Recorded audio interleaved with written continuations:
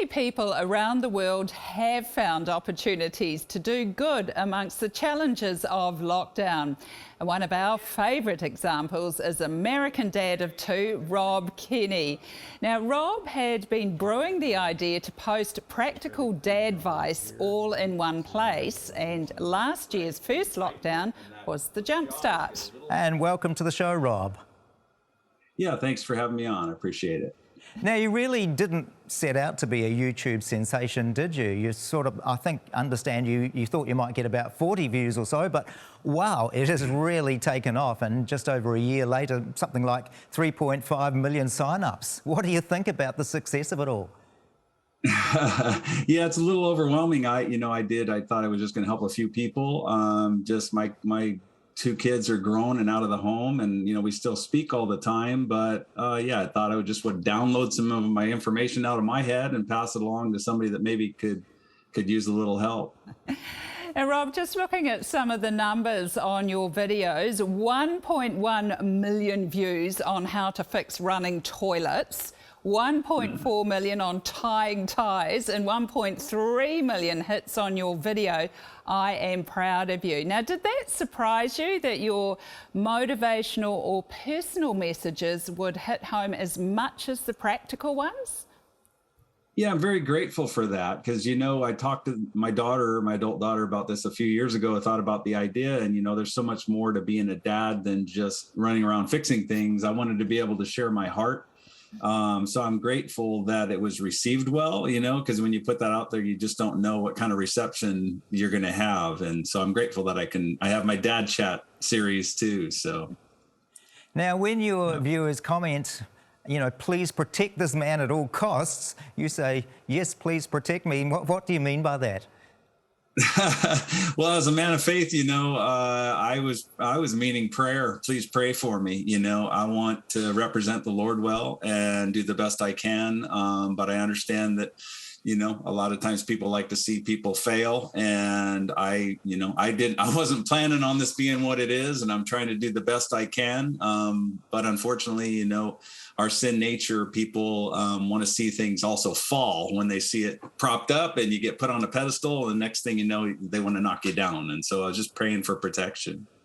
Wow. Well, can we chat a little bit about your own family life? Because you've been very open about how that has inspired a lot of this when your family dissolved in your teens. Did your elder brother sort of become like a father figure or role model? And how important was that?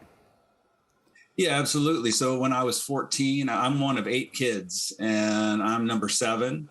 And my dad came home, to make the story fairly short. It came over a few years where he just got calloused and then just came home and said he was done raising kids.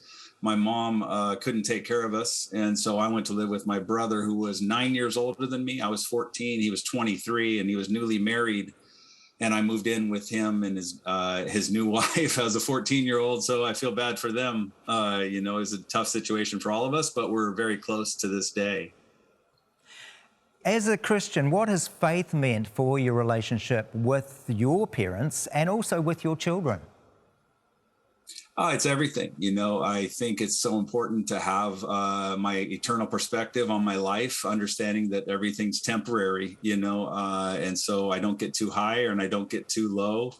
I think that's important. I was 14, then I was 24, then now I'm 57. Time goes by so quickly, and understanding that I'm heading towards, to meet the Lord one day.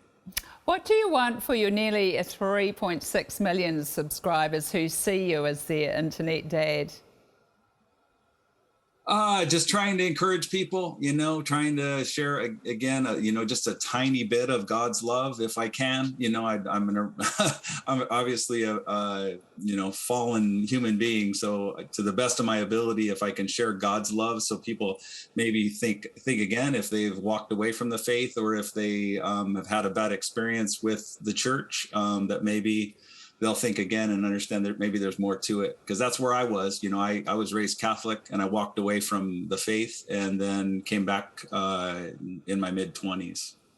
Now, anybody who's had kids will know that it's not always easy being a dad. Do you have any words of encouragement for a man who, well, might be struggling in his role as a father? Yeah, I think one of the things I'm big on forgiveness. You know, as a Christian, again, I've been forgiven much, and so and my own journey with my dad, forgiving him wasn't easy, and I share that in my book. What I went through, you know, it was heart wrenching to finally come to grips with forgiveness, and so I also say that for you know, if you're struggling and maybe you struggle, I think it's, you know, with your own kids, I think as you're raising them, I think it's important to be transparent with them. A lot of times we're told, oh, you know, don't show, you know, weakness or what have you. But I ask for forgiveness all the time from my kids as they were growing up, because, you know, I did the best I could, but, you know, you're going to make mistakes. And I think it's important to stay close to them and so they can see that you're human. Wonderful thoughts there. Thank you so much, Rob, for your time. Now, Rob has released a book and posts videos every week, and you can check out dadhowdoiofficial.com or his YouTube channel, Dad How Do I, for all his tips and tricks.